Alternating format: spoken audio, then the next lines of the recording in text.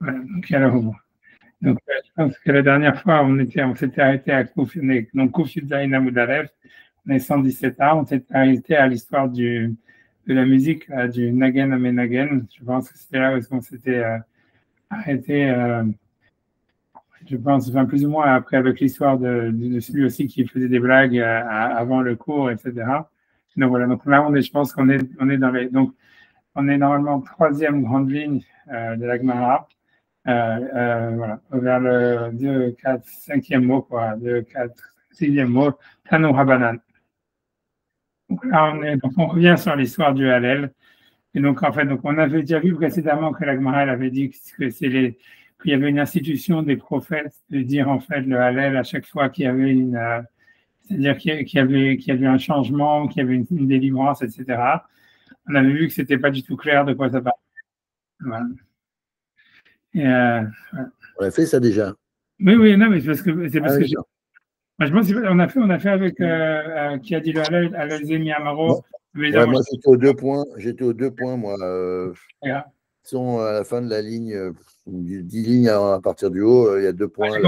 Le Goulatan, ok, t'as raison, on a dû le faire. En tout cas, comme j'ai voulu simplement dire des petites orthographes dessus. Résumé, ouais. Parce que tu vois, donc, ok, c'est possible qu'on avait fait, oui, c'est possible, tu vois, ça veut dire que en fait, je ne me rappelle plus qu'on avait, moi, je me rappelle plus. Justin, t'as raison, je prends. Ok. Dans tous les cas, je ne me souvenais plus, en tous les cas. Ok, donc j'ai envie de refaire quand même, tu vois, parce que vraiment, de toute façon, j'ai envie de faire tort dessus, donc je vais dire. Tu vois, donc, c'est parce que, donc, Ragma, elle ramène, donc, elle dit, qui c'est qui a dit le Hallel? Donc, elle va ramener plusieurs histoires, ça veut dire. Donc, moi, je suis en fait troisième grande ligne de l'Agmara, voilà, vers le 5e mot, Tanora Banan.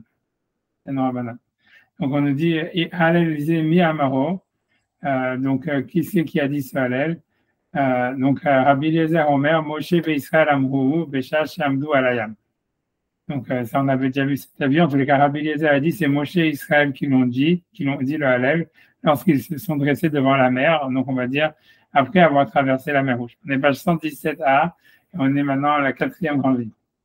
Voilà, Alayam. Donc, deuxième mot. Donc, on dit que les Moshe et Israël, ils ont dit le Hallel, quand ils sont sortis, ils ont traversé la mer. Amamrou lolanu Hashem lolanu, ça veut dire ils ont dit ce n'est pas pour nous, ce n'est pas à nous que tu fais des honneurs, mais c'est à ton nom, dans le sens où on n'a pas le mérite d'être libéré. Mais Shivahu HaKodesh, et donc l'Esprit Saint il a répondu, Vamara la haine, elle leur a dit les Mahani, et c'est donc il y a un passage qui dit ça, il dit que c'est pour moi que je le fais, c'est pour moi que je vous délivre. C'est un verset dans Ishaïa, voilà. Et donc, bref, donc tu vois, donc voilà, ça serait ça une explication, donc une source du Hallel, comme on a vu, ça serait au moment de l'ouverture de la mer Rouge.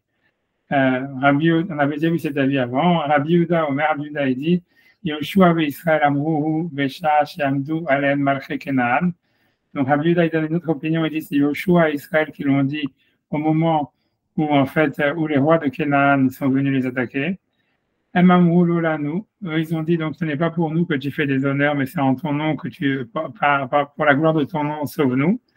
Voilà, le Shimchaten Kavod, comme on dit dans le Pasuk, au Meshiva, et encore une fois, il faut le verset, la Shekinah, elle aurait répondu, suivant le verset de Isaïe, que oui, en fait, vous allez pas gagner la guerre contre les gens de Canaan par votre mérite, mais par l'honneur de la gloire d'Hachem. Etc. Rabbi Eliezer, je ne me rappelais plus avoir dit ça la semaine dernière, mais moi j'étais tellement crevé que peut-être que je l'ai dit, j'ai complètement oublié. Voilà, Rabbi Eliezer Amodaï dit les Mahani, monsieur Wagmar, Rabbi Eliezer Amodaï Omer Dévora ou Barak Amroua Beshad Shamad Alem Sisra. Donc un autre avis, c'est Dévora et Barak qui l'ont dit quand ils ont été sauvés de Sisra. Donc Amamrou Lolanou, et donc là, à ce moment-là, encore une fois, quand il était dans la bataille et qu'il devait se faire attaquer, donc il y a eu un miracle, il y a le fleuve qui a été détourné de son cours et qui a submergé l'armée ennemie. Donc ils ont dit, Lola, nous, ce n'est pas pour nous que tu le fais, mais sauve-nous pas par notre mérite, mais par ton nom, pas pour glorifier ton nom. Vehu HaKodesh Meshiva, Vomeret, et la Shekhinah, elle a répondu en disant, elle aime les Mahani, et c'est pour moi que je le fais. Vous avez en fait non plus pas les mérites d'être sauvés, mais je le fais pour la gloire de mon nom. Rabbi Eliezer ben Azaria Omer, Rabbi Eliezer ben Azaria a dit, Chizkia v'Siyatu amruhu besha shamad alehem Sancheriv. Donc, Rabbi Ben Azaria dit, c'est Hiskiyahu, donc un des derniers rois d'Israël, qui l'a dit au moment où ils ont été attaqués par Sancherib et qu'il y avait eu le siège de Jérusalem. Sancherib, c'est le grand-père de Nabucodonosor. Donc, qui avait attaqué Jérusalem. Ils avaient été sauvés miraculeusement par une épidémie qui avait frappé l'armée de Sancherib. Donc, on nous dit, blablabla, j'ai perdu un mot, donc ils ont dit sauve-nous, mais pas encore Oshana, Hashem Oshana, Lolanu, pas pour nous, sauve-nous, mais pour ton nom, mais Shiva, et encore une fois, la Shekinah, elle a dit, ok, je vais vous sauver, pas par votre mérite, mais par le mérite du nom d'Hachem, par les Ma'anim. Avec qui va Omer, avec qui va donner notre opinion. Hanania, Michel, Azaria, Amrou. Donc Hanania, Michel, Azaria, ils l'ont dit, donc quand ils étaient en Babylonie, quand ils avaient été envoyés dans ça veut dire dans la fournace, dans le feu, quoi, parce qu'ils n'étaient pas prosternés à la statue d'idole que Nabucodonosor avait mis. Donc, et là encore, ils ont dit, encore évidemment, j'imagine, tu vois que, voilà, moi, donc ils l'ont dit quand Nabucodonosor, il les a jetés dans la fosse, pas dans la fosse au lion, mais dans le feu, dans la fournace. Ils ont dit, ok, Hachem sauve-nous, pas par notre mérite, mais par ton nom, par la gloire de ton nom. Mais Shiva et la Shekinah a répondu, les Ma'anis, c'est par le mérite de ma gloire, etc., etc. Mais les sages, ils disent, Nevim, donc ça, cette dernière phrase, a priori, c'est une sorte de restatement, ça veut dire je ne sais pas comment expliquer, c'est-à-dire voilà, je traduis. Mais Mamrim, donc un dernier avis, c'est l'avis des sages. Ils disent, donc ils reviennent à une phrase qu'on avait déjà vue au début de la Sougia du Hallel, qui disait en fait, Nevim, Shebenem Tiknu, ce sont les prophètes parmi eux qui l'ont instauré, la haine à Israël, à eux pour Israël, chez You Amrim, pour qu'ils le disent, à Auto, voilà, tout le temps, enfin, qui disent sur Hallel, Alcool Perek ou Perek, encore une fois, sur chaque articulation, donc voilà, peu importe ce que ça veut dire chaque événement qui change l'histoire. Kol Sarah et Sarah, et à chaque malheur et malheur, c'est l'autre tabou qu'elle ne vienne pas sur eux, Aléhem, sur Israël, ou chez Nigali, mais lorsqu'ils sont libérés, en Brimoto al-Geulatan, ils le disent sur leur libération. Okay. Et donc voilà, donc la question, ça veut dire, évidente qu'il y a sur ce passage, évidemment, c'est qu'a priori, nous, on pense que c'est David Améler qui a écrit les psaumes. Et donc, ça fait. Alors, on pourrait dire peut-être, tu vois, en fait, qu'il a compilé des psaumes, des louanges qui étaient avant lui, qui avaient été écrites avant lui. Si on suit l'avis, par exemple, que ça avait été écrit, on va dire, par Moshe, quand ils ont traversé la mer Rouge, ou bien, voilà, c'est la vie en fait qui fonctionne, ou avec Déborah aussi, quand ils ont été sauvés de Sisra, ou avec Josué, quand ils ont gagné la guerre contre les Canaanites. Mais ensuite, lorsqu'on dit, en fait, ça a été écrit ça veut dire ça a été dit par Hanania, Michel, Azaria, etc. C'est un peu difficile puisque voilà, ça, a priori, ça apparaît après David et on a du mal à comprendre comment est-ce que ça peut être dans les psaumes alors qu'a priori, les psaumes, ils ont été instaurés par David, quoi. Donc, 2 secondes. Donc, cette question, voilà, donc 2 secondes. Avant, peut-être, j'ai dit la question quand même, mais bon, d'abord, je vais simplement faire Rashi et Rashbam sur ça. Sur ça.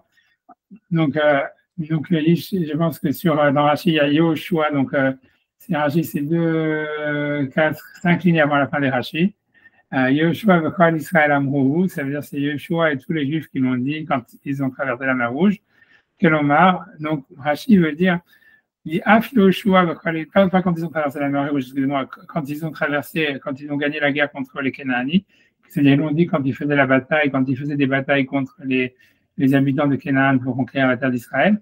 Et donc, Rashi dit que l'Omar, Af Yoshua v'chol Israël amruhu, ça veut dire même Yoshua et Israël l'ont répété, l'ont dit. C'est-à-dire, Rashi rajoute le mot Af, et Kelomar, ça veut dire, c'est-à-dire, à chaque fois que Rashi dit Kelomar, ça veut dire qu'il y a une question sous-entendue. Donc, ce qu'il voudrait dire, a priori, dans Rashbam, de toutes les manières, il va expliciter plus que Rashi voulait dire, donc, pas la peine de faire trop de trucs. Mais ça veut dire, en fait, ça veut dire que c'est même Moshe, c'est-à-dire même Yoshua, il aurait dit, bien qu'en fait, ça avait été dit déjà par Moshe. Et en fait, si tu veux, ce qu'il veut dire Rashi, c'est que, il veut dire, selon Rashi, a priori, c'est pas une discussion à savoir qui a dit ces psaumes, qui les a institués, mais c'est plutôt de dire, en fait, on sait que c'est Moshe, en fait, qui les aurait dit à l'ouverture de la mer Rouge. avec les enfants d'Israël, c'était la première fois où ça a été dit.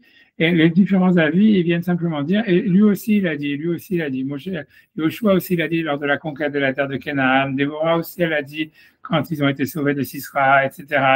Ça veut dire que ça a été, Hanania, Michel, Azaria, ils l'ont dit, etc. Ça a été répété, mais ça avait été en fait instauré par Moshe et par les enfants d'Israël quand ils sont sortis d'Égypte. Et a priori, David, on va dire, si c'est lui qui a compilé les psaumes, en fait, lui, il aurait compilé ce texte qui avait été écrit par Moshe, les enfants d'Israël. Quelque chose comme ça, quand ils sont sortis d'Égypte, devant l'ouverture de la mer Rouge. Peut-être avant l'ouverture, peu importe. Mais en tout cas, ça, c'est ce que Rashi dit, c'est ça ce qu'il veut dire en disant Af, même Yoshua et Israël l'ont dit. Il veut dire non seulement Moshe, qui a été mentionné avant, mais même Yoshua. Et après ça, ça doit se rapporter à tous les avis qui sont donnés, où en fait, chacun simplement vient rajouter sur l'avis précédent en disant ils l'ont répété, ils l'ont répété. Ce qui gagne avec ça, c'est dire que tout le monde est d'accord que le texte était ancien et que simplement il a été répété. Donc, on n'a pas de problème à savoir comment David il aurait pu l'écrire. D'accord. Et en tout cas, maintenant, Rachid, lui, il va poser et le Rashbam, il va ramener cette explication de Rachid. Il va discuter sur Rachid. Tu vois, bref, donc il y a Rachid d'abord, il dit Shamdou alayam, quand ils sont dressés sur la mer. La hanche à vous, donc je fais Rashbam, ok, je vais raconter les lignes, mais je ne sais pas comment compter, moi je vais compter quand même, donc 4, 6, 8, 10, 12. Je pense que c'est la 12e ligne de Rachid, du Rashbam en partant par le haut, donc début de la ligne. Donc, chez Amdou Alayam, si j'ai bien compté, c'est-à-dire quand ils se sont dressés sur la mer, la Harsh Avrou, Rashbam, il dit, ils ont fait les psaumes du Hallel après avoir traversé la mer, pas avant, qui est active Ayam Rav Ayanos, puisque le verset dit, la mer a vu, elle s'est enfuie. Donc, on voit bien que le texte, en réalité original, il est basé sur l'ouverture de la mer Rouge. Et donc quand ils étaient appris quand la mer elle s'est ouverte, j'imagine ils avaient peur que ça se referme, j'imagine. Tu vois, mais pendant les dit c'est à vous, tu vois, je sais pas. Donc je sais parce que qu'est-ce que tu fais une prière une fois que tu as déjà été sauvé, tu vois. Alors je sais pas, ou peut-être que c'était voilà, c'était ça, c'est pour que ça se referme sur Pharaon. Donc le Lolanou, c'est la prière, elle est pour que ça se referme. Rachid dit, il dit, ils ont dit Lolanou, le Shimon parce que si c'est une louange, donc en fait il faut dire qu'il y a une prière, donc c'est-à-dire qu'ils n'étaient pas encore sauvés. Donc il dit oui, en fait, ils avaient traversé, mais ils priaient en fait le Lolanu que les Shimra ben Kavod. C'est pas pour nous, sauve-nous, mais pour l'honneur de ton honneur. En fait, c'est comment dire, c'était pour que ça se referme sur les Égyptiens, quoi. Penyahu Paro, c'est ça la prière. Penyahu Paro Bekelo Aharem, de peur que Pharaon et son armée traversent après. Ok. Ensuite, donc Rashbam, il continue, donc il dit Yehoshua, parce que là, il y a, ok. Yoshua Bekol Israël Amrouhou, ça veut dire, tu vois, je veux dire, honnêtement, on aurait pu dire différemment, c'est-à-dire, on aurait pu dire, voilà, qu'ils avaient peur que ça se referme sur eux-mêmes, tu vois. C'est-à-dire, qui te dit que c'était quand ils avaient déjà traversé, Ayam Havayanos, c'est ouvert maintenant. Ils traversent, ça peut se refermer à tout moment, tu vois. Ça veut dire, c'est pas, bref, tu vois, j'en sais rien, mais bon, j'ai pas envie d'entrer dans l'histoire parce que, voilà, bref, tu vois, ça veut dire, je n'ai pas envie d'entrer là-dedans, mais parce qu'a priori, il semblait que le jugement, il était. Enfin, je ne vais pas rentrer là-dedans. En tout cas, Rachid dit que le Lolanou, c'était une prière pour que ça se referme sur Pharaon. Yoshua Bekol Israël Amrou, donc après ça, donc, le vrai problème, c'est Yoshua et Israël l'ont dit, Kilomar, c'est-à-dire Af Israël. Donc Rashbam ici cite Rashi en disant que c'est pas, il ne discute pas sur cet avis, j'ai oublié quel est l'auteur de le Tana qui dit ça. Il vient pas discuter sur le Tana précédent qui attribuait en fait le Teilim, le Hallel à Moshe, aux enfants d'Israël, mais en fait il vient simplement dire même Yoshua il a répété, c'est-à-dire voilà Yoshua il a répété le Hallel. Ils ont utilisé cette prière quand ils étaient en guerre contre Canaan pour conquérir la terre d'Israël. Af Israël, Yoshua en gros, même Israël et Yoshua l'ont dit. Il dit donc Rashbam, il dit Ken Piresh Rabbeinu, et c'est ainsi que Rabbeinu, c'est-à-dire Rashi, a expliqué. Maintenant, Rashbam, lui, pourquoi il n'est pas d'accord avec cette explication? Il dit Velo Neira, li, Shimken. Alors, je vais expliquer le problème, tu vois, c'est-à-dire que, grosso modo, je vais dire alors à la question de Rashbam, c'est qu'on vient de lire que le dernier avis, c'était l'avis de Chachamim, et Chachamim, ils disent, oui, c'est les prophètes, etc., qui l'ont instauré de le dire à chaque fois. Donc, l'idée, c'est que, selon Rashi, selon Rashi, qu'est-ce que Chachamim, ils viennent rajouter par rapport à tout ce qui a été dit avant? C'est-à-dire, voilà, il a dit, Moshe il a dit, après ça Yoshua il a dit, après Déborah il a dit, après grosso modo, donc on avait compris qu'en fait c'est tous les prophètes, ils ont dit le Hallel à chaque fois qu'il y avait un problème qui arrivait, qu'ils ont été sauvés de quelque chose. Donc qu'est-ce que Hachamim, tu vois, comme si Hachamim viennent rajouter un nouvel avis, est-ce qu'ils sont là simplement pour, normalement quand chacun des auteurs de la Mishnah dit quelque chose, et même si tu dis que chacun ne vient pas rajouter sur l'autre, et que chacun vient rajouter sur l'autre, c'est-à-dire on pourrait expliquer comme Rashi qu'ils ne discutent pas l'un sur l'autre, mais viennent chacun donner, lui aussi il a dit, lui aussi il a dit, lui aussi il a dit, mais ça fait pas sens qu'à la fin, il y a un dernier avis, l'avis majoritaire, qui dit non, mais tout le monde l'a dit, puisque c'est ce qu'on dit depuis le début. Donc c'est pour ça qu'Ashbam il dit que ça ne rentre pas tu vois, dans l'opinion de Chachamim à la fin de dire que tu vois que tout le monde l'a dit. Donc c'est comment Chachamim veut dire que tout le monde l'a dit, mais c'est ce que tout le monde dit depuis le début. Donc voilà, donc c'est pour ça qu'Ashbam il dit qu'on ne peut pas expliquer comme Rashi. Donc c'est pour ça il discute sur Rashi. Il dit Evelon Neirali, et ce n'est pas clair pour moi. Shimken Bekulan Atat Sarek Lefareshken, ça veut dire que donc dans chacun il faut dire qu'il est d'accord avec le précédent, l'auteur, en disant non seulement Yoshua il a dit, mais on va dire Déborah aussi elle a dit, et après non seulement Déborah elle a dit, mais aussi Hiskiyahu il a dit, non seulement etc. Imken Maï Benaïhu, donc selon ça, quelle est la différence entre tous ces auteurs qui sont tous des auteurs de la Mishnah, ou Ben Chachamim, et les Chachamim qui sont le dernier avis, Shamrim qui disent à la fin, Neviim, Shebenem, Amruhu, que les prophètes qui avaient parmi eux ils l'ont dit, va les mémoires des Kolané, des Kamran, les Amruhu. Et eux-mêmes, donc Chachamim viennent simplement dire que Atel et Memar, ils viennent dire les Kolanri d'Amran Leel, que tous ceux qui ont été cités plus haut aussi l'ont dit. Al-Saratan, quand ils avaient un problème sur un problème, Sharitiknou, Neviim, Ekar, puisque c'était pour ça que les prophètes ils l'ont instauré. Donc, qu'est-ce qu'ils viennent rajouter par rapport aux avis précédents? Donc, c'est pour ça que Rashbam, lui, pense que non, il faut expliquer la Gemara dans son sens littéral, dans le sens de Ela Kol Echad Mina Tanaïm, c'est chacun des Tanaïm. En fait, Achikim le Benadé, il avait reçu de son Rav que c'était telle ou telle personne qui était l'auteur du Hallel. Ça veut dire celui qui dit Moshe, les enfants d'Israël, quand c'était Moshe, celui qui dit Yoshua, c'était Yoshua, celui qui dit Déborah, c'est Déborah, etc. Chacun exclut l'autre, c'est pas en fait que chacun vient rajouter, comme il pensait Rashi, de dire chacun vient rajouter sur l'autre. Voilà, donc tu vois, donc ce que je veux dire pour l'instant, comme je dis, donc la question c'est de savoir comment est-ce qu'il y aurait des gens, il y aurait une tradition comme quoi ça serait Hanania, Michel, Azaria, qui sont donc en Babylonie à l'époque de Nabucodonosor, qui aurait écrit le Hallel, alors que le livre des psaumes, il est attribué à David, etc. Donc voilà, donc c'est un problème. Donc voilà, donc je vais simplement dire, donc je vais simplement dire, je vais simplement citer la source d'abord. La première chose que je voulais citer, tu vois, c'est l'Agma dans Baba Batra, qui dit que, dis-moi que je n'ai pas fait de visite, je vois 10 secondes. Ouais, c'est l'Agma dans Baba Batra, 14b, j'essaie de faire un share screen si j'y arrive. 10 secondes. Oui, ça marche. Contrairement à ce matin, j'ai que le petit écran qui marche. C'est pas grave, c'est pas grave. Non, mais je pourrais le faire marcher, mais bon, avant ça, j'ai des problèmes avec le micro, donc je n'ai pas commencé à m'amuser. Donc, tu vois, c'est-à-dire, ça, c'est une Gemara dans Baba Batra qui explique, en fait, qui est l'auteur de chaque livre du Tanakh, si tu veux. C'est une Gemara très connue, à la page 14b. Donc, voilà, c'est bon d'avoir cette référence pour avoir selon la tradition, puisque les réformes, ils disent que, tu vois, le Tanakh, il a été écrit très tardivement, etc. Mais enfin, la tradition, nous, tu vois, c'est la tradition rabbinique, tu vois, elle est sourcée, en fait, dans la Gemara dans Baba Batra, où elle lise tout le livre du Tanakh et elle dit, en fait, chacun qui est ce qu'il a écrit selon la tradition rabbinique. Donc voilà, bref, tu vois, on va faire en 2 mots, on va pas faire tout le Tanakh, mais on va y aller en tout cas ce qui nous intéresse. Moi, elle demande Miké Tavan, qui a écrit quel livre du Tanakh.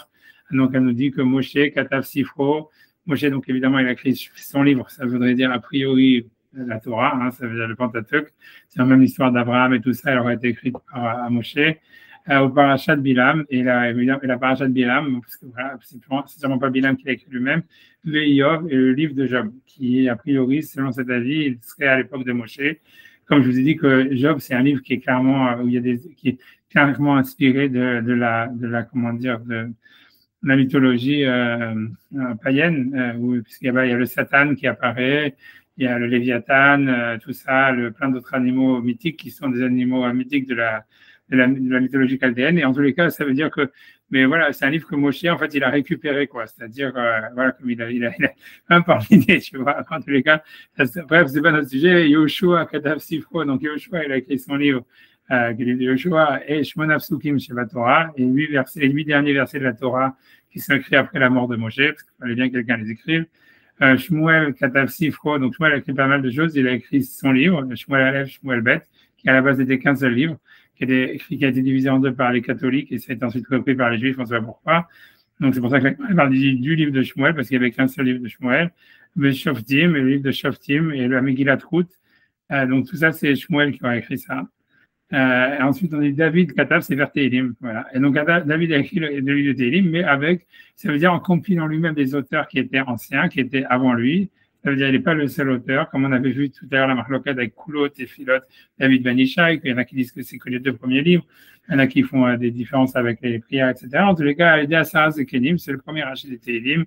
Alédé Adam Arishon, c'est-à-dire qu'il y avait des textes préexistants qui dataient d'Adam Arishon.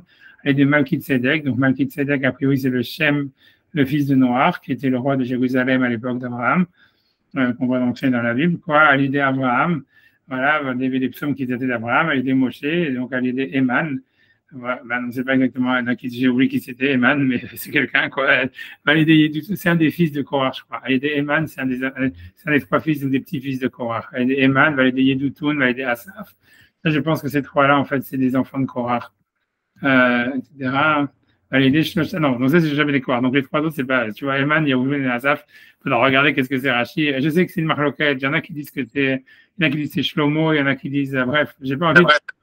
Comment? Je m'ai entendu. Okay. Enfin, on pourrait regarder Rashba, hein, c'est quoi, c'est qui Eman, Yeduthun et Asaph. Mais en tout cas, quoi qu'il en soit, c'est clair, c'est que c'est des, comment dire, c'est que c'est des auteurs qui sont en fait, qui sont avant David et que c'est David l'auteur des psaumes. Donc en fait, c'est clair que c'est étonnant en fait de trouver ici la Gemara qui attribue le Hallel à, par exemple, selon Rabbi Akiva, si mes souvenirs sont bons, à Hanania, Mishaël, Azaria, qui est à l'époque de Nabucodonosor, etc. Et donc, voilà. Donc maintenant, cette question, elle est demandée évidemment pas par moi, donc je compte agir toutes les sources. Donc voilà, donc c'est la question du marcha. Donc là, je vais y arriver. Donc ça, c'est le marcha dans notre Sugia chez nous. Voilà, donc j'ai pas envie de rentrer dans la première partie qui est justement sur l'histoire de la Kriyat Souf. Est-ce que la prière, elle était après avoir été sortie ou au milieu de la mer? Tu vois, je vais prendre simplement au milieu. Mais donc, en tous les cas, ici, je ne sais pas donc, si vous avez le truc, mais je vais dire 2, 4, 6 lignes. Voilà, je ne sais pas si vous avez la petite main qui apparaît sur votre écran. Mais en tous les cas, ça veut dire donc Veyesh les Dagdek, je ne sais pas si vous l'avez vu, là où il y a marqué Veyesh les Dagdek, c'est vers le milieu du paragraphe vraiment. Donc c'est en fait, je vais essayer de, je vais déjà zoomer un petit peu. Voilà. Ensuite, Veyesh les Dagdek, c'est donc je vais essayer de reprendre dans les lignes. C'est donc si on part du 1, 2, 3, 4, 5, 6e ligne, au milieu vers le milieu de la ligne, la fin de la ligne, quoi. Après le Gomer. Il y a marqué Veyesh les Dagdek. Vous l'avez. Donc, Veyesh les Dagdek, c'est d'aller de poser une question. Ça veut dire sur notre passage de l'Agmara.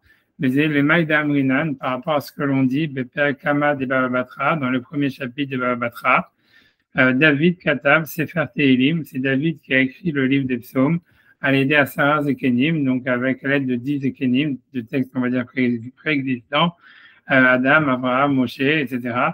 Et comment est-ce qu'on peut dire ici Anetanae, ça veut dire ses auteurs, que c'est Yoshua ou Déborah, Amarok ou Josué ou Déborah qui l'aurait dit, alors que ça ne fait pas partie des 10 auteurs des psaumes, Velolanu, etc. Hachem, et Veyoter caché, c'est encore plus difficile. Et Anetanae, selon les auteurs, donc on a vu Rabbi Akiva et d'autres qui attribuent les psaumes à des personnes encore plus postérieures. Mais Chizkiya, qui dit que c'est le roi Chizkiya à l'époque de Sancheriv, et Hanania, et on a vu même un avis qui disait que c'était Mordechai et Esther qui l'avaient dit dans la ville de Suse, Shayuzmanra Bahar David, et qui était très longtemps après David. Alors tu vois, donc Rashi dit, Ulpiouch Rashi Delo Pligi, et la Kol Echad Me'anetanae Mosif al Divrei Chavero, She'av Ze Amaro Nicha. Donc à la fin, il dit le marcha, selon Rashi, il n'y a pas de question, puisque selon Rashi, en fait, puisqu'il dit que tout le monde est d'accord en fait que le premier auteur c'est Moshe. Or Moshe, ça fait partie d'un des 10 auteurs qui est associé au livre des psaumes. Donc, en fait, il n'y a pas de question. Il veut dire que selon Rashi, puisqu'il dit que le véritable auteur, c'est Moshe et les enfants d'Israël après l'ouverture de la mer Rouge, Moshe, c'est un des 10 auteurs des psaumes, donc ça va, et il est avant David. Et donc, voilà, ça va, ça veut dire, on comprendrait pour que voilà, qu'est-ce que ce serait pas ce serait pas difficile. Mais évidemment, la question, elle est de dire, en fait, voilà, ça veut dire, la question, elle est vraiment Rashi, donc, évidemment, puisque Rashbam, il a déjà, lui, il a dit que, on voit de l'opinion de Rachamim que, a priori, on pense pas comme Rashi, que c'est pas, que chaque auteur, il vient exclure l'autre, chaque Tana, il vient exclure l'autre. Donc, la question du marcha, elle reste a priori, tu vois, ça veut dire comment c'est possible. Autre chose que moi je voulais dire aussi, c'est que c'est possible, tu vois, ça veut dire pour moi, ça veut dire moi ce que j'aurais dit, mais bon, c'est simplement pour répondre à Rashi, et je sais pas si ça marche vraiment dans Rashbam, mais peut-être que c'est Rashbam, il pense ça aussi, et on pourrait vraiment dire simplement que, en fait, tout le monde est d'accord, peut-être que Moshe, il a écrit le Hallel après au moment de l'ouverture de la mer Rouge, puisque le verset dit Ayamra, Vayanos, etc., et que la discussion qu'il y a, même selon Rashbam, c'est de savoir qui l'a institué de le dire à chaque fois qu'il y avait une souffrance et qu'on était libéré, ou qu'il y avait, comme il dit, un nouveau pérec, une nouvelle articulation. Et la discussion, même si c'est ce que j'ai même quand même selon Rashbam, qui veut dire qu'il y aurait une exclusion de chaque Tana par rapport à l'autre, en fait, ça serait simplement de savoir qui l'a instauré, tu vois. Et ça veut dire, il y a un qui dirait c'est Hanania, Michel, Azaria qui l'a instauré, de le dire tout le temps dès qu'on a une libération. L'autre, il dit non, c'est Déborah qui l'a instauré, mais tout le monde serait d'accord, en fait, que le texte, il a été attribué à Moshe, à l'ouverture de la mer Rouge, mais que la discussion est de savoir qui l'a instauré de le dire à chaque fois qu'on est sauvé d'une libération, tu vois, un truc comme ça. Qui a fait la takana, quoi. Et qu'à la fin, Haramim, ils veulent dire, en fait, eux, ils disent, on ne sait pas c'est qui, tu vois, grosso modo. Selon ça, Haramim veut dire, c'est les prophètes anciens qui l'ont instauré, mais on ne sait pas lequel, quoi. Et aucun ne veut, tu vois, définir de manière stricte qui a dit, etc. En tous les cas, ça, c'est ça, si tu veux, ça, c'est ce que la question du marcha, la question par rapport, tu vois, la Gemara dans la Batra. Maintenant, tu vois, évidemment, il faut citer, voilà, tout ça, c'était plutôt pour dire cette source-là, qui est moins connue, qui est peut-être, tu vois, plus, voilà, moderne, si on veut. Donc, c'est l'explication du Malbim. Donc et en plus, je vous ai même mis les biographies dans les textes, parce que comme j'en ai marre, je ne sais pas me demander qui c'est, etc. Donc, si vous ne savez pas qui c'est, vous avez les biographies du Malbim et du Maharsha dans le chat. Et donc ici, donc ça, c'est le commentaire du Malbim sur les psaumes dans l'introduction. Et donc, lui, il va simplement dire ça. Donc, voilà, donc le Malbim, c'est un auteur du 19e siècle qui était très important dans sa génération. Et qui a écrit un commentaire sur tout le Tanakh et blablabla. Donc lui, dans son introduction il a écrit donc un commentaire sur les psaumes. Donc dans son introduction sur le commentaire des psaumes, il dit ça. Donc je lis à partir des petites lignes, tu vois, c'est là où c'est écrit en plus petit, quoi. Je pourrais zoomer encore si vous voulez, j'espère que ça va. Je zoome ça. Enfin. Donc il dit Loye davar zezar benecha. Donc que ça soit pas étonnant à tes yeux, qui t'imse le chazal, que tu pourrais trouver que nos maîtres ont dit, chez Amrou, Perek Arveb Sachim, ils ont dit donc dans le Perek d'Arveb Sachim, donc le marque qu'on est en train d'étudier, chez Rabbi Eliezer Ben Azaria, Rabbi Eliezer Ben Azaria, chez El Agadol, Chizkiya Maroc, le Hallel Agadol, c'est pas pourquoi on lui dit que c'est le Hallel Agadol, c'est pas le Hallel Agadol, c'est le normal que nous on dit, Hallel Agadol c'est autre chose. Bon, bref, tu vois, mais en tout cas, ça veut dire, Hallel Agadol, c'est Alléluia, tu vois, c'est Odou Hachem qui t'occupe en face d'eau, c'est ça, Hallel Agadol. Bref, peu importe.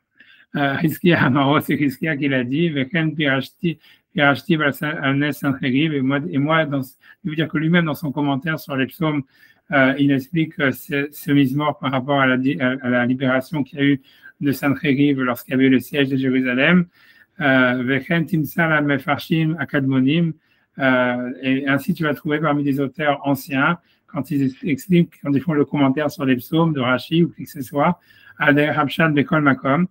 Donc ça veut dire, on voit qu'ils expliquent Ader Habshad, ça veut dire d'une manière littérale, ils expliquent ça sur des événements historiques qui sont a priori advenus bien après David, quoi. Comme par exemple Al-Nahar Bavel, Shamir Shavnu, Gambachinu, voilà, sur les trucs que l'exil de Babylonie, a priori, il a eu lieu bien après la mort de David. Donc il dit la Gaule mais allez-nous ta'anat amal igim, voilà, ça veut dire, j'écris ça pour qu'on enlève la Gaule, ça veut dire pour détourner, pour retourner, ça veut dire mais allez-nous sur nous ta'anat amal igim, ça veut dire les arguments de ceux qui se moquent de nous, maligim, ceux qui l'omar erchitachen, comment c'est possible qui vivait David beod amalchut al tokfa, qu'à l'époque de David, alors que la royauté était dans sa plus grande splendeur, Israël Admata, mais que Israël était sur leur terre, l'on Xéra, et qu'il n'y avait pas eu de décret, ça veut dire, il n'y avait pas eu de décret en fait contre les Juifs. Au Gvar Shahu à la Dukhan, et déjà ils changent, puisque les psaumes étaient lus sur le Dukhan, ça veut dire sur l'autel, ça veut dire quand on amenait des sacrifices, c'était lu par les psaumes étaient lus par les Lévi'im. Bitul Amlachot, voilà, donc puisqu'on nous parle de la fin de l'arrêt du Beth Amikdash, puisqu'on nous parle de la destruction du Beth Amikdash, il y a un psaume qui dit Sarfou, Kol Moadéel, etc. Vegalut Tzidkiyahu, et lui dit il y a des allusions claires sur l'exil de Tzidkiyahu, qui est donc un des derniers rois d'Israël à l'époque de Nabucodonosor dans le Siman Pétet, Veshivatam al Narod Babel, et comment est-ce qu'il s'assoit sur les fleuves de Babel, avec qui la Tam et de Babel, et qui maudissent Babel, alors que Babel n'existait même pas à l'époque de David en tant que royaume, etc. Bet Ben Edom, les enfants de Edom, Acharad Lo Khatou, qui n'avait rien fait de mal pour l'instant, Lo Yashiou, qui leur avait rien fait, au Kadomé, Mélé Atanot, et comme on voit de tous ces arguments. Balken Pirachti les fait Abshat, et donc c'est pour ça que j'explique selon le sens littéral, l'istom Pe Amorerim Banokfim, et pour fermer la bouche de ceux qui disent, etc., qui Gam le Machamou Hazal, chez Neymar Seferzé, à l'idée à Sarah Zekenim, et même par rapport à ce que nos maîtres ont dit que donc le livre il a été écrit par les 10 anciens Uftocham ben Korach, et parmi eux les enfants de Korach, Asaf et Asaf et Chalukim al Yedutun. Donc et on ne sait pas qui est Yedutun. Donc tout ça il dit le Malbim, il dit En Cheach, il n'y a pas de preuve chez Aya Akwal Bimé David. Ça veut dire que tout ça, ce que les psaumes en fait ils ont été écrits à l'époque de David. Lui, ça veut dire que ce que l'Agmara veut dire, comme on avait déjà vu aussi des passages de l'Agmara qui disaient est-ce que les psaumes c'est par rapport à des accidents qui sont arrivés à David ou est-ce que c'est des choses qui arrivent au clan d'Israël dans le futur. Donc je lui dis c'est pas dit, malgré cette Gemara dans Bavatra, c'est pas dit que en fait les psaumes auraient vraiment été écrits par David.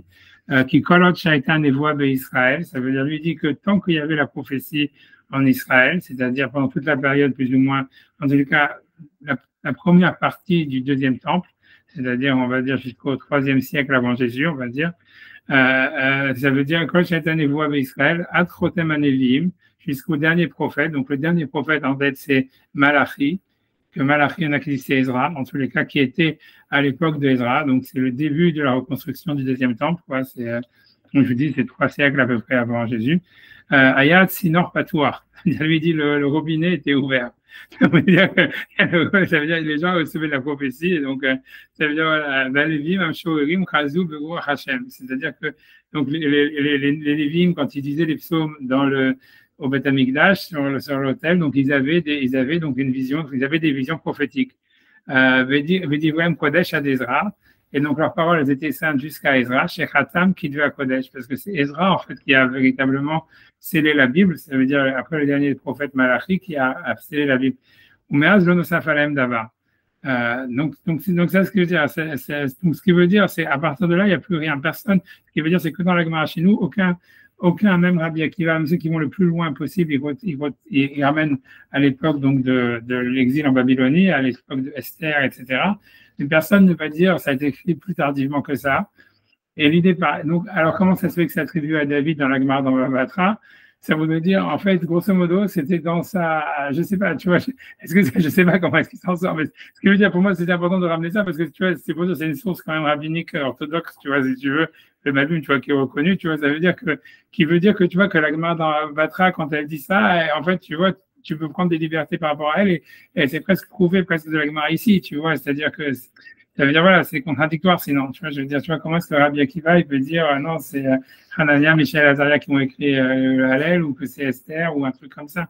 Donc, tu vois, ça veut dire, voilà, que lui, en tout cas, il n'est pas si simple, et que lui, en tout cas, lui, dit qu'en fait, ça serait un instinct prophétique qui se serait manifesté jusqu'à la période de Ezra, et qu'en fait, pourquoi ça s'attribue à David, j'en sais rien, tu vois, il dit, voilà, et donc lui dit que dans le sens littéral, c'est ça ce que ça veut dire. Il veut dire que ce que la Gemara elle dit que, a priori, ce qu'il veut dire, c'est que si on l'attribue à David dans Batra, c'est l'air Midrash, tu vois, c'est ça ce qu'il a priori veut dire. Il dit,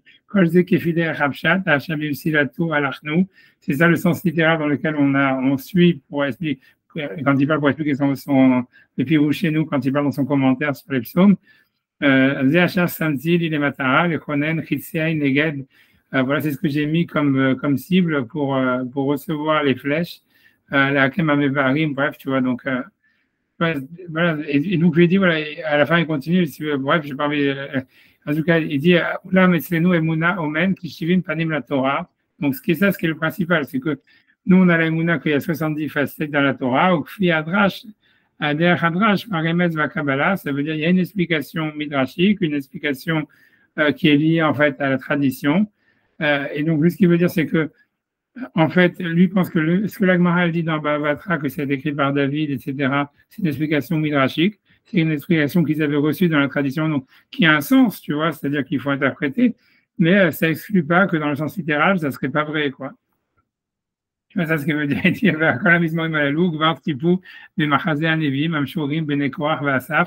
donc on peut dire qu'en fait, peut-être, voilà, ce que la Gemara veut dire, c'est que dans la prophétie, ils avaient déjà vu ce qui allait se passer dans le futur, tu vois, puisque ces trois auteurs qui sont les enfants de Korach, Asaph, etc., prophétisent l'exil de Babylone. Puis mais David, Vayugenuzim, Vetsfunim, Beyan, Anshi Aruach, Dor. Ou bien il veut dire qu'en fait peut-être c'était des choses qui avaient été déjà prophétisées mais qui n'avaient pas été publiées et qui avaient été cachées, ce qui veut dire de génération en génération, et que grosso modo ça a été publié en fait à l'époque, parce que les auteurs de la Gemara chez nous ils disent que c'est à cette époque-là que le texte a été publié ou qu'il a été divulgué au public ou quelque chose comme ça, tu vois, c'est une autre manière d'expliquer la chose. Comme on dit que le Zohar, il a été écrit au 9e siècle, un truc comme ça, quoi. Ça veut dire, c'était une tradition cachée, ou des choses pareilles, tu vois.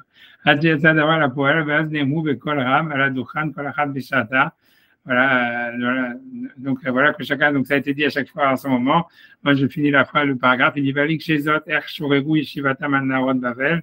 Parce que donc, ça ne soit pas difficile pour toi, comment est-ce qu'ils ont pu chanter, déjà, donc, selon, à ce moment-là, en fait, sur le fait d'être sur les fleuves de Babylonie, Richard Bavel et le mal que fait Bavel, Lo Yatsa la Poel Adam, Velo Nixer Xera, alors qu'elle n'existait pas encore et qu'il n'y avait pas eu de décret. Shalanyani Melou, Kayotse, Yashanu Dvarim Bidrou chez nous. Donc voilà, tout ça, il veut dire c'était Alder Hadrash, ça veut dire, a priori, ça voudrait dire bien qu'ils avaient prophétisé ça déjà à l'époque de David, mais que c'était caché, mais que ça a été publié quand c'est arrivé, ou bien, en fait, voilà, que ça a été écrit plus tardivement, c'est-à-dire par des prophètes qui sont venus à l'époque de Ezra. Est-ce que la Gemara veut dire que ça a été attribué à David? En fait, c'est midrashiquement. Parce qu'on a vu quand la Gemara dit que c'était des événements à David, ça veut dire grosso modo, tu vois, je ne sais pas si on veut dire que c'est l'âme de David qui s'est révélée ou quelque chose comme ça, mais en tout cas, c'est une interprétation midrashique, c'est pas une interprétation, on va dire, littérale. Voilà. En tout cas, bref, tout ça, principalement, moi, je ne vais pas rentrer là-dedans, mais je voulais simplement dire que tu vois, ce qu'on voit, c'est que quand la Gemara, dans Bava Batra, elle dit que de source rabbinique, on attribue des livres à certains auteurs, on voit par exemple ici un passage de la Gemara qui semble contredire, et c'est pas du tout clair que, voilà, il faut prendre ce que la Gemara elle a dit au mot, quoi. Voilà, tout simplement. C'est pas moi qui le dis, c'est le Malvim qui le dit. Voilà, c'est toujours. Maintenant, encore une fois, le Dimarcha, il faut qu'il lui pose la question, on a l'impression que lui il prend le truc au mot, puisque lui pose la question, puis c'est pas, il répond pas, quoi. Bon, ouais, voilà, c'est simplement pour faire. Voilà, donc voilà, la fin de cette parenthèse. Donc j'avance maintenant dans la suite de la Gemara. Voilà.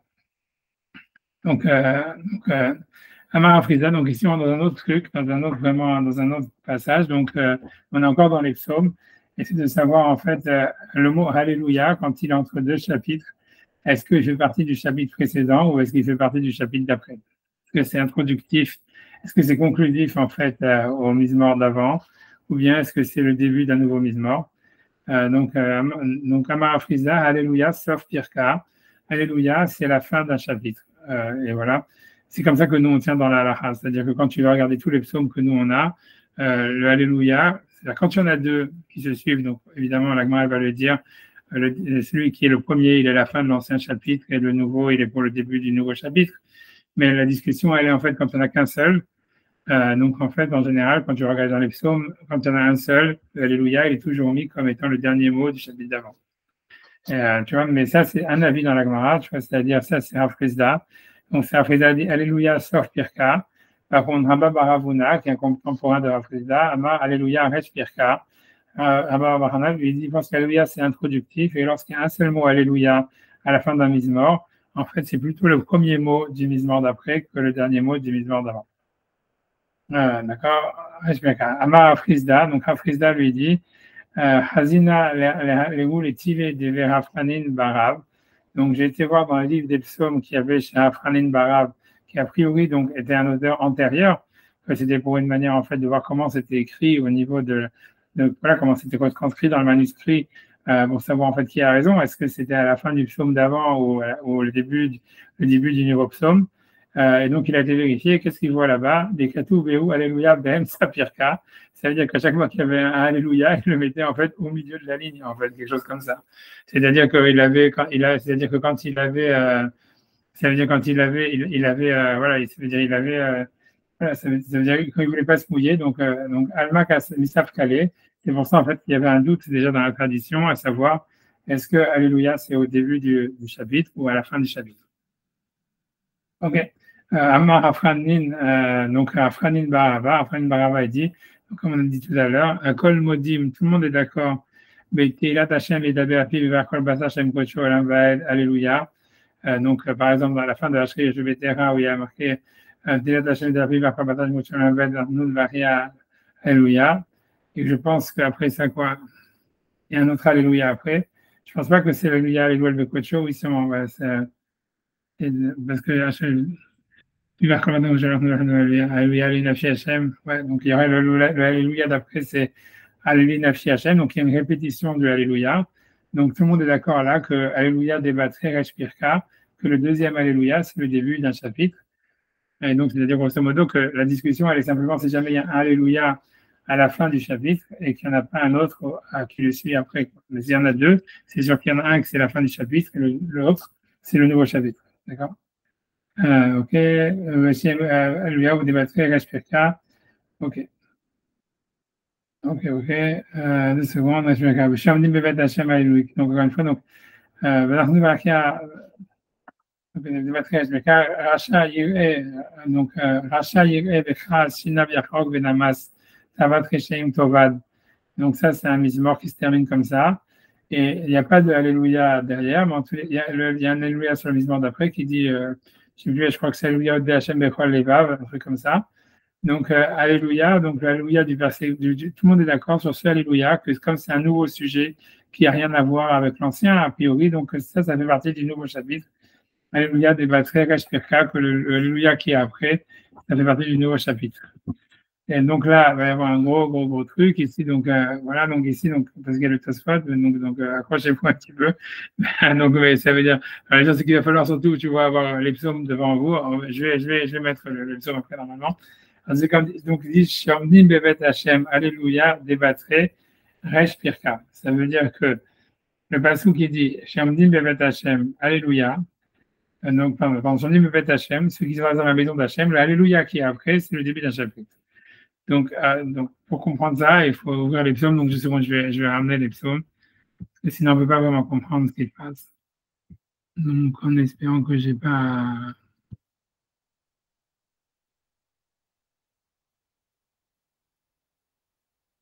Ouais. Donc, voilà. Donc, ici, là, j'ai mis les psaumes. Donc, les psaumes en question. Donc, en fait, donc, comment ça fonctionne? En fait, donc, il y a le Mizmor 134, et le dernier, Shira Ma'alot. D'accord? Le dernier, Shira Ma'alot, il dit Iné Barechu et Hashem. Voilà que ceux qui bénissent Hachem, tous ceux qui servent Hachem, Amnim Bevet Hachem Balelot, qui arrivent dans les maisons d'Hachem dans la nuit. C'est où il y a des Chem Kodesh, ça veut dire laver vos mains avec sainteté. On va voir Hachem, bénissez Hachem.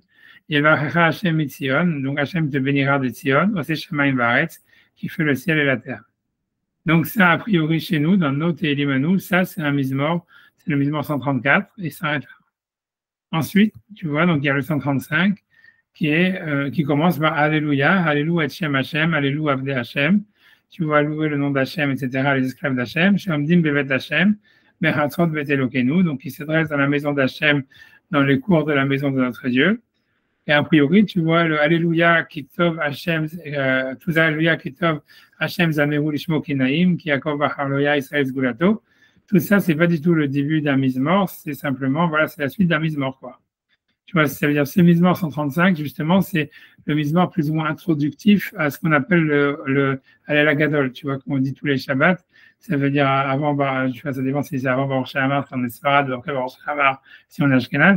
Mais ça veut dire que grosso modo, donc, en tout cas, il y a le dernier, le Mizmor 134, c'est le dernier Shir HaMa'alot.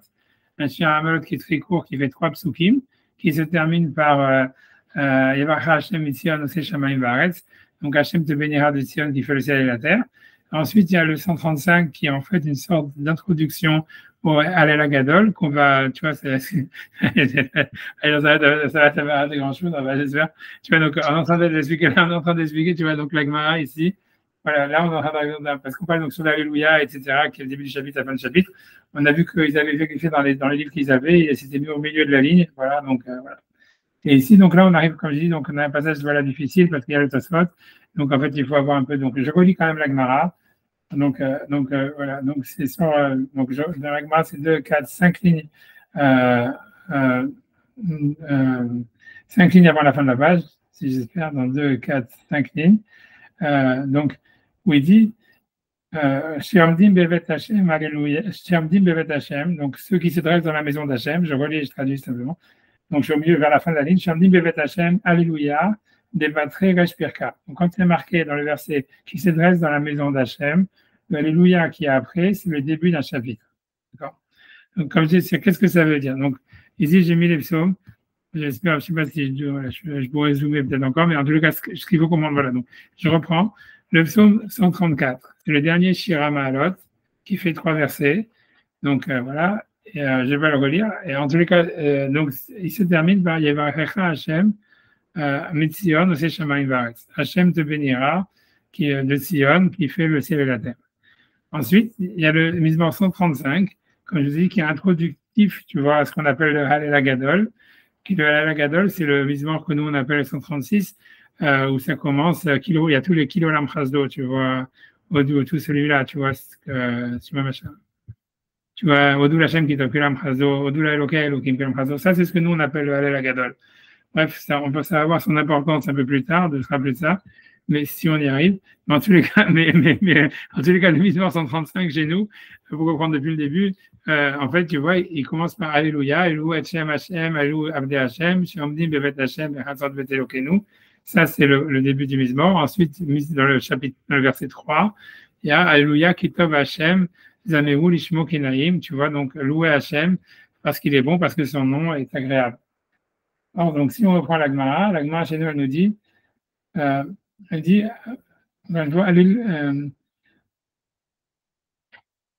Shamdim Bevet Hashem, Alléluia, Devatré Resh Pirka. C'est-à-dire que le passage qui dit Shamdim Bevet Hashem, donc a priori, on parle en fait de ce verset 2, tu vois. Le Alléluia qui est après, c'est-à-dire le Alléluia qui est dans le verset 3, Resh Pirka, c'est un nouveau chapitre. Voilà, donc c'est ça ce qu'il faut comprendre. C'est que la Gemara, elle semble dire ici que, tu vois, les 2 premiers versets qui sont, tu vois, chez nous dans le 135, tu vois, en fait, ils ne sont pas connectés, tu vois, au 3e verset qui est comme si, en fait, tu vois, le véritable commencement de ce Mizmor introductif du Hallel Hagadol, c'est pas le verset 1 comme c'est marqué chez nous, mais en fait, non, c'est le verset 3.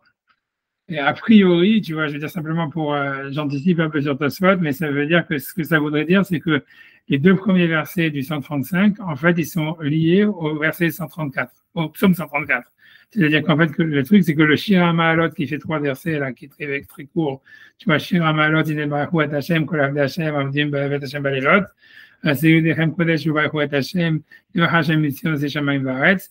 En fait, la fin du Mizmor, c'est Alléluia. Tout ça, c'est Alléluia, Allélu Hashem Hashem, Allélu Avdé Hashem, Shiamdim Bevet Hashem, Bechatzot Bet Eloenu. Fin du Mizmor, en fait, 134. Et début du Mizmor 135, Alléluia, Kitov Hashem, Zameru Lishmo Kinaim. C'est ça ce que la Gemara veut dire. Et que donc, la manière dont c'est dans notre Télim à nous, c'est une erreur. Ok, donc ça, c'est ce qui a marqué chez nous dans la Gemara. Donc déjà, je m'arrête ici parce qu'il y a Tosfot, etc. Donc je me dis, ça va déjà, si on arrive déjà à finir ça, ça sera pas mal. C'est pas compliqué, simplement il faut avoir les textes en face de ses yeux, tu vois, pour bien comprendre ce qui se passe. Sinon, voilà. Donc je sais, donc je fais Rashbam déjà au Rashi, je sais pas si c'est des Rashi. Voilà, donc je fais les Rashi déjà. Donc Rashi, l'avant-dernier Rashi, donc de la page. Donc Alléluia. Donc il dit, donc Rashi dit, il amène la marloquette, il dit Alléluia. Donc tout l'Alléluia, ça comprend plus la marloquette entre Rav Chizda et Rabba Barbarouna. Est-ce que l'Alléluia, d'une manière générale dans les psaumes, est-ce que c'est le début du psaume ou c'est la fin du psaume précédent? Donc il dit Rashi, oui, c'est une marloquette générale, surtout l'Alléluia qui est dans les psaumes. quand ils ne sont pas répétés, comme on a vu. Donc, Alléluia, Kulhu de Sefer Tehilim, ça veut dire le doute, il est, la marloquette, elle est surtout l'Alléluia comme dans les psaumes. Est-ce que c'est le début du chapitre précédent ou la fin de l'ancien chapitre? Et quand, encore une fois, sauf dans certains cas ou quand c'est répété. Voilà, donc c'est tout le cas Rachid dit sur ça. Il y a Rashbam, il dit Alléluia, donc Rashfil Rashbam, qui est l'avant-dernier Rashbam aussi. Moi, je ne compte pas les lignes, j'espère que vous avez trouvé. Ils ont moins 8 lignes, j'ai l'impression, en partant du bas. Donc, au milieu de la ligne, il dit Alléluia, Reshpirka. Donc, il dit Alléluia, c'est le début du chapitre. Kulhu, donc il dit la même chose que Rashi. Kulhu Anach de Sefer Tehilim. Donc, ça veut dire tous les Alléluia du livre des psaumes. Chenbo ki im achad levado. Quand il y a un seul Alléluia, c'est pas doublé. Ben perek le perek, entre chacun des chapitres.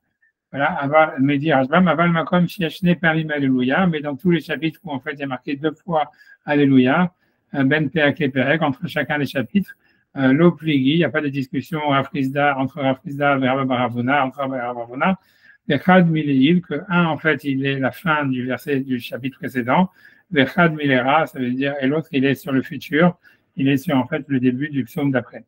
Ok. Ouais, voilà. Maintenant on fait Tassot, donc Tassot dit en fait, il va parler donc de notre histoire à nous, du psaume 134 et du psaume 135, etc. Donc voilà, donc une seconde, j'ai cette version géant. Une seconde, j'arrive. Ok, donc ça dit comme ça, il dit Vechatzrot bet Hashem, Vechatzrot bet Elokenu, Alléluia, Debatri Reshpirka. Donc comme on a vu, donc le verset donc qui est Bechatzrot bet Hashem, Bechatzrot bet Elokenu, c'est le Alléluia, donc qui est chez nous le verset 3 du psaume 135, c'est le début d'un chapitre. Voilà, Divelo Garcinan, Omdim Bevet Hashem Balelot. Ce qui veut dire, c'est que ça veut dire, il ne faut pas lire, ça veut dire, on aurait pu avoir une lecture alternative qui aurait justifié le psaume tel qu'il est écrit chez nous. Comment? Donc, je vais scroll up un petit peu. C'est si on revient dans le 134, en fait, on a ici le premier verset du psaume 134, c'est Shira Ma'alot, Ine Baruch Hashem, Kol Avdei Hashem, Omdim Bevet Hashem Balelot. Donc, tous les esclaves d'Hachem qui se dressent dans la maison d'Hachem dans la nuit. Donc, ça ressemble, tu vois, ça veut dire à Omdim, puisqu'il y a marqué Kol Avdei Hashem à Omdim.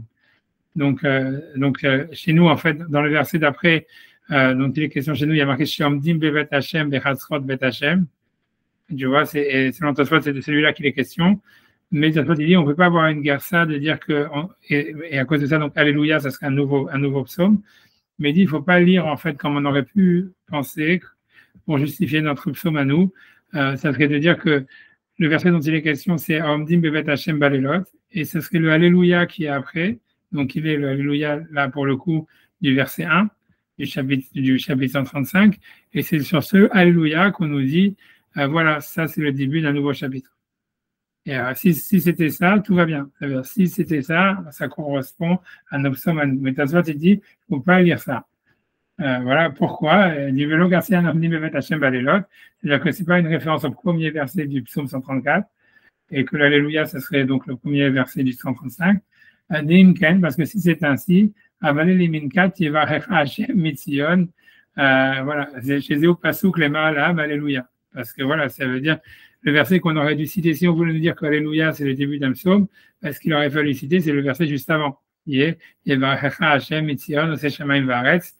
Et sur ça, on se dit Alléluia, le nouveau Alléluia qui est après, c'est le nouveau truc. Alors, du fait que là, on te dit voilà, donc, pourquoi est-ce qu'on va citer un verset qui est trois versets plus haut, tu vois?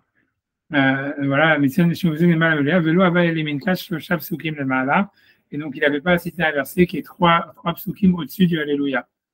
Donc, ce qu'il dit, donc, c'est sûr que la bonne Gersa, c'est qu'on est en train de citer le verset 2 du chapitre 135, et que c'est l'Alléluia d'après qui est dans le verset 3, qui est en fait le début d'un nouveau chapitre. Donc, on n'aurait pas dû prendre un verset qui est 3 plus psukim en haut. Les Karniré, c'est pour ça qu'il faut lire. Des Garcinan, qu'il faut. Donc, le Karniré, c'est pour ça qu'il semble des Garcinan qu'il faut lire, qui est des Préchites, comme j'ai expliqué plus haut. Donc, voilà que c'est le verset 3 qui est en fait le début du Mismor, voilà, contrairement à ce qui est marqué dans notre psaume. Vous le faisiez, et donc, il dit selon ça, à notre écrit, Lomarbo, Alléluia, Alléluia, Shem Hashem. Donc, selon ça, il faut dire que donc, les deux premiers versets qui sont du chapitre 135, qui sont Alléluia, Alléluia, Hashem Hashem, Alléluia, Avdei Hashem, Shomdim Bevet Hashem, Mechafot Bet Elokeinu, tout ça, que c'est chez eux, chez les Malamisés. Donc, ces versets qui sont avant Alléluia, et notre Trilata Mizmor, ils ne sont pas le début du psaume 135, de l'Oïtachen, puisque c'est impossible non plus que ça soit un Mizmor qui fait deux versets, un Mizmor à part entière. Donc, il dit de l'Oïtachen, j'ai un Mizmor Shnepsukim, que ça veut dire que ce psaume 135, il fasse simplement deux versets et que le verset 3, en fait, ça soit le Mizmor 136. C'est impossible, parce qu'on ne trouve jamais un Mizmor qui fait deux psukim. D'accord? Ce qui est faux, entre parenthèses, mais on va voir après. Je n'ai pas envie de compliquer la chose pour l'instant. Ça veut dire, si vous faites attention dans le Hallel, en réalité, je ne sais pas si vous vous rappelez, mais quand on fait le Hallel, avant le Alléluia d'Hachem, Kol Goïm, Shavuku, Kol Haomim, Kigarba, Nochasdo, le Met Hachem, Olam, Alléluia, c'est un Mizmor entier, et ça ne fait que deux versets. Donc, ça veut dire, il y a un contre-exemple, tu vois, ça veut dire, donc, ok, donc, on verra après, donc, c'est une question. Mais pour l'instant, tu vois, on ne va pas s'embrouiller, tu vois. Pour l'instant, c'est le cas de c'est impossible qu'il y ait un Mizmor qui fasse deux versets, puisque voilà. Donc, alors, si jamais c'était un Mizmor à part entière, c'est impossible parce que voilà, ça fait un Mizmor qui fait deux versets, c'est pas possible. Et non, encore un truc vraiment amusant ici, Vod Amrinan de Midrash, parce qu'il y a marqué dans le Midrash, qu'en fait, Kouf Mem Zayin, Mizmorim, Yesh Besefer Tehilim, c'est-à-dire, on a une tradition qui a 147 Mizmorim dans les psaumes, Keneged Shinot Yaakov, qui correspondent aux 147 années de la vie de Jacob. Et évidemment, là, une question encore plus évidente, c'est que tu regardes n'importe quel psaume, tu vas voir qu'il y en a 150. Tu vois, ça veut dire, il y a tous les Mizmorim, il y a marqué, tu vois, voilà, même il y a des gematries, que c'est gematrie Amazal Achayim et tout ça, et donc, bref, tu vois, donc ça veut dire, voilà, encore deuxième problème. Comment on te dit ici que. En tout cas, ce qui veut dire, c'est que non seulement on en a 150, mais si en plus le 135, il faisait que deux versets, et que ce que nous on connaît comme 135, à partir du troisième verset après 136, on ne serait pas à 150, on serait à 151. Donc, en fait, on ne préfère pas en rajouter, quoi. C'est ça, c'est comme ça qu'il faut comprendre tout ça. Ça veut dire, le Midrash, il dit qu'il y a 147 psaumes, non, il y en a 150. Si en plus on dit que le 135, il est coupé en deux, ça fait qu'on a 151, on va pas, tu vois, on essaye d'être plus proche du 147, donc on va pas rajouter un nouveau psaume. Donc la seule solution, c'est que les deux premiers versets donc, du psaume 135 chez nous, en fait, sont conclusifs du 134. Ça veut dire, il y a ce Shira Ma'alot là qui fait le dernier Shira Ma'alot qui fait que 3 versets. En fait, il faut lui rajouter 2 versets supplémentaires qui sont Alléluia, Alléluia Hashem Hashem, Alléluia Avdei Hashem, Shomdim Bevet Hashem, Mechafot Bet Elokeinu, et ça, c'est la fin du verset du psaume 134. Voilà, donc, Keneged Shinot Yaakov, et là où Sofo chez le Shira Ma'alot, Inen Barakhu Ad Hashem, donc c'est la fin du Mizmor 134, qui était Shira Ma'alot, Inen Barakhu Ad Hashem, Vate Shapir, et ça dit ça va bien, des Kamrinan Mekaman, parce qu'on va dire plus loin, que Ravacha Bar Yaakov, quand il faisait donc dans le Seder, le Hallel Agadol, il commençait à Hallel Agadol de Ki Yaakov Bahar Loya. Ça veut dire que le verset de Ki Yaakov Bahar Loya, c'est en fait, c'est dans le verset 135, c'est le verset qui suit le Alléluia. Tu vois, c'est Ki Yaakov Bahar Loya, Israël Gulato. Et donc, ça veut dire que même si le Alléluia, Ki Tov Hashem, Zaneru Ishmo Kinaim, c'est le véritable début du verset, du chapitre du psaume 135, quoi, de l'introduction à l'Agadol. Alors voilà, donc ça veut dire, grosso modo, c'est là ce que l'Agma veut dire, qu'en fait, lui commencer ce l'Agadol qui commence avec le Mizmor d'avant, en fait, par le Alléluia, qui est ce que nous on appelle le verset 3. Et bien qu'il est marqué Ki Yaakov Bahar Loya, ça veut dire simplement le verset, Ki Yaakov Bahar Loya, c'est le verset 4, mais ce qu'il veut dire, et on n'a pas dit Alléluia pour pas s'embrouiller, mais ce qu'il voulait dire, c'est qu'il commençait avec le verset 3.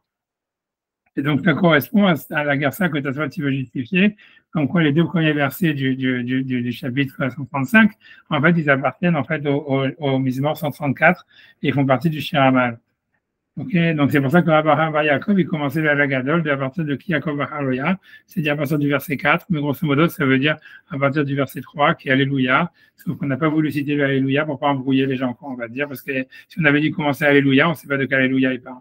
Donc, c'est pour ça qu'on a dit Ki Yaakov Bahar Loya, dans le sens et le verset d'avant. Ok, David Kriat Mizmor, parce que c'est ça le véritable début du Mizmor. Parce que d'une autre manière, le Itachen Shiematril Alel Ben Sa Mizmor, parce que sinon, on ne comprend pas comment est-ce qu'il commencerait, comment la Gemara va dire qu'il va commencer le Hallel Agadol au milieu du Mizmor. Et donc, ça prouve bien, en fait, que le véritable début du Mizmor, c'est le chapitre, c'est le verset 3, qui est, tu vois, en fait, et pas le verset 1. Donc, ça, c'est ce que Tosfot dit. Voilà, donc c'est clair. Et ça, le sens de la Gemara. Et sauf qu'évidemment, il y a deux, comme on a vu, il y a deux problèmes. Premièrement, c'est que Tosfot, il dit qu'il n'y a pas un verset, il ne peut pas y avoir un Mizmor qui fait deux versets, alors qu'on a le contre-exemple, tu vois, je pense que c'est le Mizmor 117 avec, comme je vous ai cité tout à l'heure, Alléluia, Alléluia, Hashem, Kol Goïm, Shabechu, Kolawim, Kigava, El Chazdo, Met Hashem, Leolam, Alléluia, que c'est deux versets. Et aussi l'histoire des 147 Mizmorim, alors que nous, on en a 150. Et même si Tosfot, il a réussi à éviter le 151e, il est toujours off de 3 au moins, tu vois. Donc, en fait, tout ça, donc, le marchand, il pose des questions. 2 secondes, si vous avez dans le chat. Normalement, je vais essayer de l'attraper dans le chat. 2 secondes, j'espère que je ne me suis pas planté quelque part. Le truc, c'est de trouver ça. Je ne sais pas, j'espère que.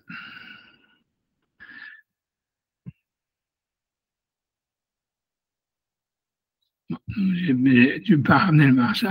Je vois, mais ça vient pas le marchand, il pose la question. Mais donc, le truc, bon, la question, ça veut dire, on va laisser tomber le marchand pour l'instant, mais la réponse, en fait, le marchand, il pose la question, il répond pas. Si vous voulez, je vais laisser tomber. Ouais. Bref, mais croyez-moi sur parole, sauf si je voulais que j'aille chercher, je peux aller chercher. Mais celui qui répond à la question, c'est le Tchouva Me'ahava. Donc ça, oui, il est dans le chat. Et voilà, donc c'est bon, en espérant que ça marche. Parce que peut-être j'ai. Voilà. Donc maintenant. Voilà, donc 2 secondes. Donc ça, c'est le. Donc Tchouva Me'ahava, je crois que c'est le Noda Biyuda. Donc aussi, j'ai pas marqué je pense que là, j'en ai eu marre, donc j'ai pas mis encore sa bio. Mais voilà, mais si vous voulez regarder la biographie, je crois, d'Ino Daviuda, voilà, je n'ai pas ramené. Voilà, mais bon, peu importe. En tout cas, donc lui, comment est-ce qu'il va répondre? Donc je vais simplement essayer de dire ça, en fait. Donc, en fait, voilà, je vais dire simplement, je vais essayer de dire d'abord à l'oral comment est-ce qu'il lui répond. Ça veut dire, en fait, lui, justement, il va dire, si tu veux, il va utiliser le truc de dire qu'une question répond à l'autre. Ça veut dire, lui va dire, déjà, donc, puisqu'on a deux problèmes. Comme on trouve un Mizmor qui fait deux versets dans les psaumes, tu vois, qui est en fait, tu vois, au milieu du Hallel. Et en plus, donc, contrairement à ce que tu as dit, et en plus, nous, on a 150, on n'a pas 147. Donc, évidemment, comment est-ce que lui il fait? Il fait évidemment avec une équation. Il dit, ben, si jamais, en fait, déjà, on va réussir à partir de tomber à 150 à 149 en disant que le Mizmor qui fait deux versets, en réalité, c'est pas un Mizmor, c'est la fin d'un autre. Tu vois. Et donc, déjà, on en a gagné déjà. Donc, on a répondu déjà une question et demie, c'est-à-dire, donc, il n'y a pas, ça veut dire que c'est une erreur que dans notre psaume à nous, en fait, il y a ce Mizmor de Alléluia, Alléluia, Hashem, Kol Goïm, Shabechu, Kolawim, Kivan, Hazem, Hashem, Alléluia, comme étant un Mizmor à part entière. En fait, c'est la fin du Mizmor précédent. Et donc maintenant, on n'a plus que 149 Mizmorim, donc on n'a plus que 2 en trop. Donc voilà, donc lui, et donc ça, il va bien répondre ça aussi. Comment il va répondre, il va essayer d'en enlever un. Comment? Parce qu'il dit, et ça c'est pas mal, c'est parce qu'il dit, voilà, on vient de lire, tu vois, dans Tosfot, que Tosfot, il ramène l'avis de la Gemara par la suite, qui dit que il y avait l'autre Rav qui commençait le Hallel Agadol à partir du verset 3, tu vois. Alors, ce verset 3, comme je vous dis, c'est ce Mizmor de Alléluia, et tout ça. En fait, si tu veux, le Hallel Agadol, c'est pas ça. Le Hallel Agadol, c'est le Mizmor d'après. C'est Odou Hashem qui est le 136. Donc, il dit du fait que la Gemara, elle appelle ça le Hallel Agadol, ça veut dire qu'en fait, à l'époque de la Gemara, le Mizmor 135 et 136, c'était un seul Mizmor. Donc maintenant, on est déjà à 148. Et donc maintenant, il a pris ça pour arriver à 147. En fait, il va simplement dire, ça, il était obligé de dire que c'est en fait c'est le Mizmor 3 et le Mizmor 4 qui étaient en fait un seul Mizmor. Parce que si tu veux, ça s'est prouvé de la Gemara, parce que je sais pas si vous vous souvenez, mais ça veut dire, il y a une Gemara dans Megillah qui dit en fait que, il était obligé de trouver un Mizmor qui était avant le 10, parce que la Gemara dit, pourquoi est-ce que les Anshei Knesset Agdola, ils ont dit que la bracha sur les années, elle a pris Birkat Hashanim dans la Amida, c'est la 9e bracha. La Gemara dit parce que dans les psaumes, aussi le 9e psaume, il parle de la Parnassa de Birkat Hashanim, puisqu'il parle de ceux qui font la spéculation. Et alors, tu vois, ce Mizmor qui est cité dans la Gemara, là-bas dans Megillah, c'est le 10, c'est pas le 9. Donc, on sait déjà, en fait, si tu veux, que un des trois qu'on a en trop, en fait, il est avant le 10, quoi. Et donc, il va dire, en fait, que c'est, donc lui, je sais pas, il a une preuve, etc. En tout cas, que donc, pour arriver à 147, c'est que c'est le 3 et le 4, en fait, qui sont qu'un seul Mizmor à l'époque de la Gemara, que la Gemara considère comme un seul Mizmor. Donc, grosso modo, c'est comme ça qu'il arrive à répondre à toutes les questions, quoi. C'est-à-dire, en fait, le Mizmor qui fait 2 versets chez nous, qu'on a dans les psaumes, dans le Hallel, en fait, c'est la fin du Mizmor précédent. Donc, on passe de 150 à 149. Ensuite, il dit que le Hallel Agadol, qui est en fait le Mizmor 135 et 136, on voit que la Gemara les considère comme un seul Mizmor, donc on est déjà à 148. Et après, tu vas dire, ouais, le Mizmor 3 et 4, en fait, c'est un seul Mizmor, et c'est comme ça qu'on revient sur 147. Voilà. Je peux le faire dans les mots, tu vois. Voilà, donc, si vous voulez, ouais, mais c'est quand même étonnant que nous, on a en fait une tradition. Ça veut dire que notre psaume, il ne correspond pas avec ce qui est marqué dans la Gemara, quoi. Je veux dire, tu vois, c'est quand même assez, ça reste étrange, quoi, je veux dire. Voilà, dans tous les cas, donc, je lis simplement ce qu'elle dit, tu vois, je fais dans les mots, simplement après, je finis ça, je suis désolé d'avoir un peu tardé. En plus, j'ai pas fini tout ce que je voulais, je suis très loin, mais bon, c'est pour la semaine prochaine, il y aura encore de quoi faire. Donc, il dit, ok, seconde. Donc, je prends à partir de Vimken Shilat Arishonimi. Donc, il veut dire cette question, elle est ancienne. Après avoir cité cette question, il dit Vafal Pikan Echtov Lecha Dati Veda qui a davar mefouraj betasfot. Donc, il dit sache que l'explication, donc cette histoire des 147 Mizmorim, elle est écrite, en fait, elle est dans Tosfot. Omnam Amefourashot Stumot Meot. Simplement, c'est-à-dire l'explication, elle n'est pas évidente. Mais c'est Pirouche et Pirouchan, et il faut donner une explication à ce qu'ils ont dit. Donc il dit Veinam Be'arve Psachim Kufyuzayin Amudalef Petosfot Dibou Maskil Achigarsinan, donc dans Arve Psachim 117a dans le Petosfot Achigarsinan, Shiomdim, etc. Ou le Fizé Anitzorech Romar. Donc nous, selon ça, on doit dire qu'Alléluia, Alléluia, Shem Hashem. Et donc selon ce qu'ils disent, ça veut dire c'est pas le début et notre Kriat Mizmor, c'est pas le début du Mizmor. Deloït Tachan Shei Mizmor Shtiv Sukim, puisqu'il ne peut pas y avoir un Mizmor qui fait 2 versets. Et en plus que le Midrash il dit qu'il y a 147 Mizmorim dans les psaumes, Yesh Sefer Teilim, Keneged Shinot Yaakov, qui correspondent aux années de David et Jacob. Et là, Isufo Shel Shira Ma'alot, mais simplement les 2 premiers versets donc sont la fin du Shira Ma'alot, qui est le 134. Il dit Vate Shapir, de Kamrinan, de Kamar, Rabba Bar Yaakov, donc ce que Rabba Bar Yaakov il a dit, des matril Alel Agadol, qu'on commence à Alel Agadol à partir du 3e verset et du 130. 5, Meki Yaakov Bahaloya, etc. David Kriata Mizmor, qui est le début du Mizmor, à Incham, donc ça c'est Tosfot. Mais dit vrai à Tosfot Aouchekadvou, Vod Damrinan be Midrash Koufem Zain Mizmorim. Donc voilà, a priori ce que Tosfot il dit qu'on dit dans le Midrash à 147 Mizmorim, Mehusare Havana, c'est des choses incompréhensibles. De Maraya Ahu, Zer et Divrem, ça veut dire en quoi c'est une preuve parce qu'ils veulent dire, puisque même selon leur calcul à eux, on en reste à 150. Donc, il dit, vont venir Pirouchot, donc il semble qu'il faut expliquer, donner les filles au-dessus de Tosfot. Donc, selon ce que Tosfot, ils ont dit, que ça ne peut pas exister un verset qui fait un Mizmor, un psaume qui fait 2 versets. Imken Kapitel Kufyuzain, donc le chapitre 117, Shiu Alléluia Hashem Kol Goyim, donc on a dans le Hallel, Alléluia Kol Haomim, etc. Shiu Hakshne Psukim, qui ne fait que 2 versets. Et puis, Atsaat Tosfot, selon ce que Tosfot ils ont voulu dire, Eno Mizmor Bifne Atzmo, c'est pas un Mizmor à part entière. Le Shayach le capital à Kodem, ça veut dire c'est simplement la fin du chapitre précédent.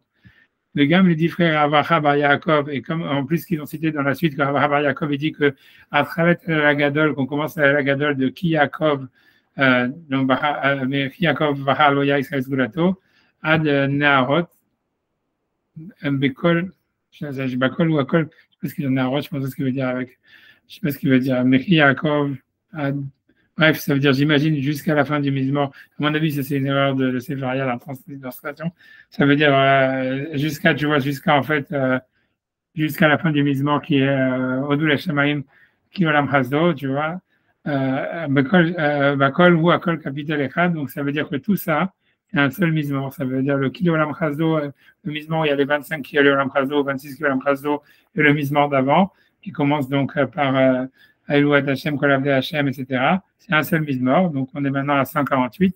Les Kevan Shabsukim Akodmim, Shem Alléluia, Alléluia Shem Hashem, Alléluia Hashem, et donc les 2 psukim qui sont au début du Mizmor, en fait, Enam Trilata Mizmor, ils ne sont pas le début du Mizmor, et la Soufo Shira Ma'alot, et donc maintenant ils font simplement partie du Shira Ma'alot d'avant, Imken Hanersa Gamken Kapitel Echad, donc voilà, donc maintenant ce qui veut dire, voilà, on a 148. Divegam Ashkarish, Velam Arikshu. Donc Ashkarish, c'est même pas, donc c'est pas comme j'ai dit, c'est pas le 3 et le 4 qui font un seul Mizmor, c'est Ashkarish, c'est le 1 et le 2 qui sont un seul Mizmor. Voilà, c'est Ashkaïch Velamarik Chou, c'est une erreur, heureusement dans les mots. C'est le 1 et le 2 qui sont un seul mismor. Echad, ils sont un seul mismor, puisqu'on ça on le voit de la Gemara dans Megillah. Les Shaokouf Memzaïn, c'est là où est-ce qu'on retombe sur 147. Aïn Maharsha, voilà, on regarde le Maharsha qui a posé les questions, qui n'a pas répondu. Biloti Taoud Bekama Havile Tradin, donc il n'a pas voulu s'allonger plus parce qu'il est occupé. Shalom Kenafshi Benavesh Adoua Shalom Tov Akatan Yechiskel Sarna, pardon, Yechiskel Lamdo. Voilà, qui est donc Dabi Yehuda. Voilà, donc, mais ça veut dire, voilà, bon, voilà, j'arrête ici le chiot, on a fini le truc.